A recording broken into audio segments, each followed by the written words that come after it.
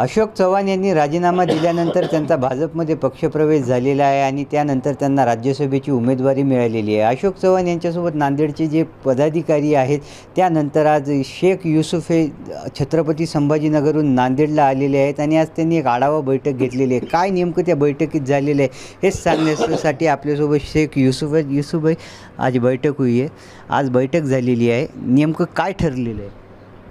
मला आमचे प्रांत अध्यक्ष नानाभाऊ पटोले यांनी सूचना दिली की तुम्ही ताबडतोब नांदेडला जा आणि तिथे एक आढावा बैठक घ्या, म्हणून मी इथे नांदेडला आलो आणि बैठकीमध्ये मी बघितलं पूर्ण जनता काँग्रेसची हे काँग्रेस बरोबर आहे। मला आनंद वाटला। मी नानाभाऊला कळवलं की काँग्रेस पक्षासोबत ही नांदेडची जनता आहे आणि कोणी पण इथून पक्ष सोडून जाणार नाही असा मला विश्वास आहे।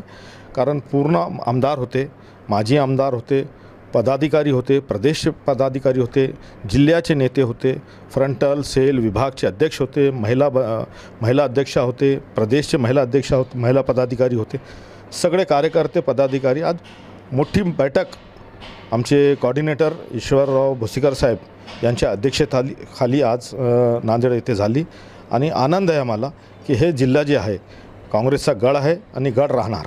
बरं, इतकं मोठं डॅमेज झालेलं आहे, अशोक चव्हाण गेलेले आहेत, त्यांच्यासोबत अमर राजूरकर आणि काही नगरसेवक, माजी नगरसेवकसुद्धा त्यांच्यासोबत गेलेले आहे। हे डॅमेज कंट्रोल काँग्रेस थांबवणार कसं? एक मोठं आव्हान आहे प्रदेशाध्यक्ष यांच्यासमोर। हे बघा, नांदेड काँग्रेस ही एक विचारधारा आहे। कोणी कुठे गेले कोणी आले हे याला काही अर्थ नाही। एक विचारधाराने हे काँग्रेस पक्ष चालत आहे।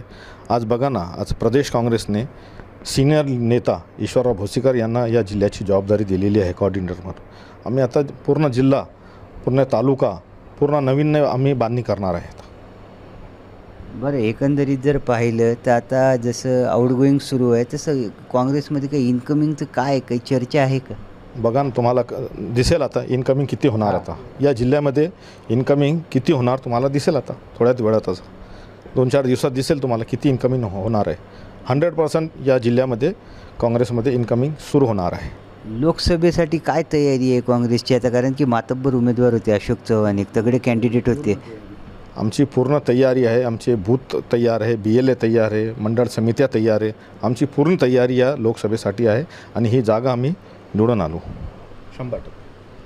ही जागा आम्ही निवडून आणू असं शेख युनस यांनी सांगितलेलं आहे। कॅमेरा पर्सन पुरुषोत्तम जोशीसह अभिषेक एकबोटे, ABP माझा, नांदेड।